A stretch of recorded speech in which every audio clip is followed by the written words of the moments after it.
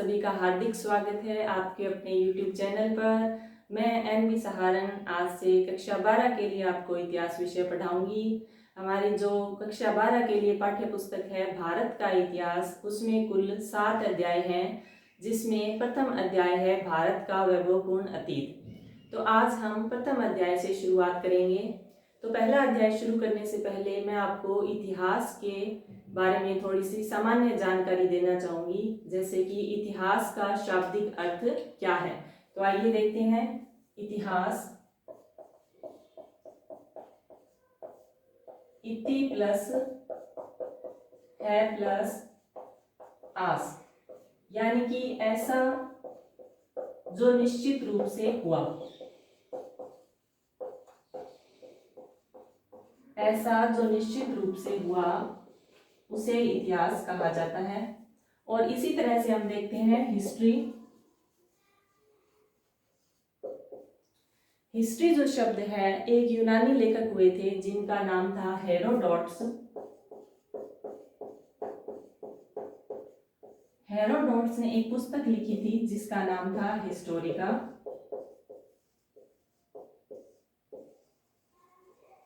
Herodotus ने अपनी जो पुस्तक थी हिस्टोरिका, उसमें सबसे पहले हिस्ट्री शब्द का प्रयोग किया था। इसीलिए हेरोडोटस को इतिहास का जनक भी कहा जाता है, फादर ऑफ हिस्ट्री। और हिस्ट्री का अर्थ है बुनना। तो देखिए, इस तरह से हमने इतिहास का शाब्दिक अर्थ जाना। इतिहास जिसका अर्थ है ऐसा जो निश्चित रूप से हुआ, हिस्ट्री का अर्थ है बुनना। एक यूनानी लेखक हुए थे हेरोडोटस, इन्होंने एक पुस्तक लिखी थी हिस्टोरिका, और इसीलिए इनको हिस्ट्री शब्द का सबसे पहले प्रयोग करने के कारण इनको इतिहास का जनक भी कहा जाता है। तो आइए शुरुआत करते हैं प्रथम अध्याय से, भारत का वैभवपूर्ण अतीत। भारत भूखंड जो है वो एक संपूर्ण भौगोलिक इकाई रहा है। भारत की जो स्थिति है विष्णु पुराण के अनुसार, देखिए विष्णु पुराण में भारत की जो स्थिति बताई गई है, दक्षिण का जो समुद्र है उसके उत्तर की तरफ, और उत्तर का जो बर्फीला प्रदेश है यानी कि जो हिमालय है उसके दक्षिण की तरफ का जो भूभाग है उसको भारत कहा गया है। और उस प्रदेश की जो संतानें हैं उनको भारतीय कहा गया है। तो दक्षिण का जो समुद्र है उसके उत्तर की तरफ, और उत्तर का जो बर्फीला प्रदेश यानी कि जो हिमालय है उसके दक्षिण की तरफ का जो संपूर्ण भूभाग है उसको भारत कहा गया है, और वहां की जो संतानें हैं उन्हें भारतीय कहा गया है। ये विष्णु पुराण में भारत की स्थिति बताई गई है। ये प्रश्न पहले भी पूछा जा चुका है।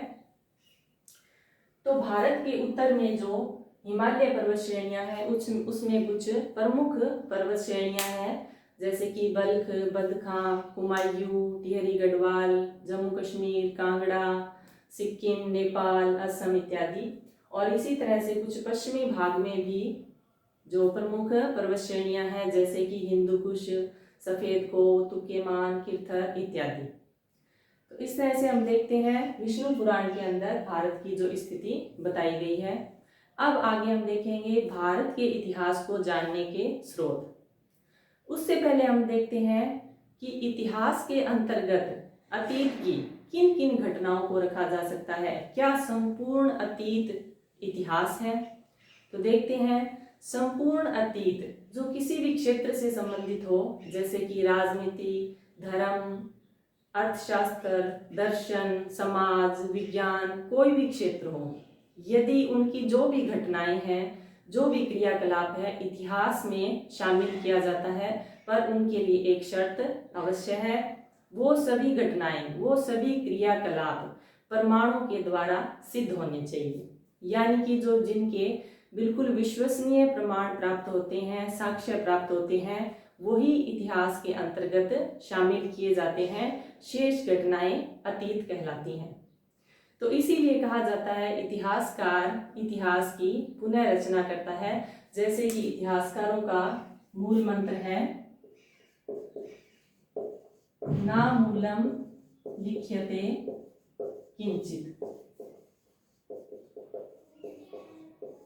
इतिहासकारों का मूल मंत्र है ना मूलम लिख्यते किंचित, यानी कि बिना मूल के या बिना आधार के कुछ भी नहीं लिखा जाना चाहिए, क्योंकि इतिहास का पुनः प्रत्यक्षीकरण नहीं हो सकता। हम अतीत में जाकर के पुनः उन घटनाओं को नहीं देख सकते।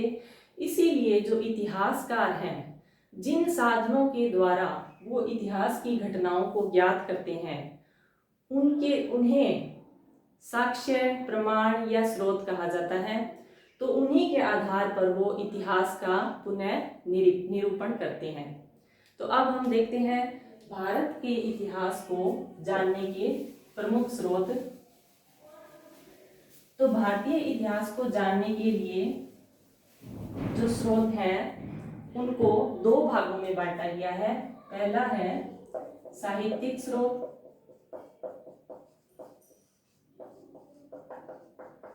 और दूसरा है पुरातात्विक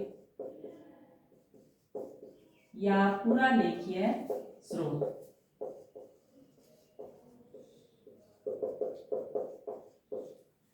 इसी तरह से जो साहित्यिक स्रोत है उनको भी आगे कुछ शाखाओं में, कुछ भागों में बांटा गया है।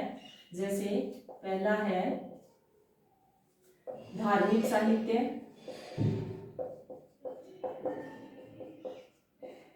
उसके बाद में आता है धर्मेतर साहित्य और वंशावली। इसी तरह पुरातात्विक और या पुरालेखीय जो स्रोत है उनको भी आगे कुछ भागों में बांटा गया है। जैसे कि सबसे पहले आता है उत्खनन से प्राप्त अवशेष,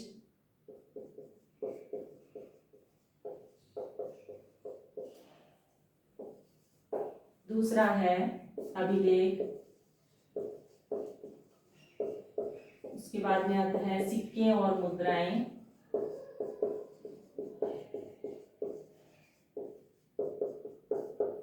उसके बाद में आता है स्मारक व भवन,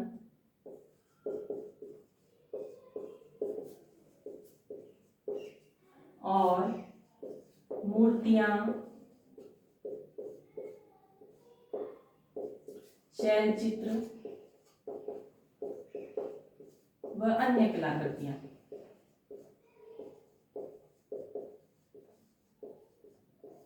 तो इस तरह से भारत का जो इतिहास है उसको जानने के लिए दो भागों में बांटा गया है, साहित्यिक स्रोत और पुरातात्विक यानी कि पुरालेखीय स्रोत।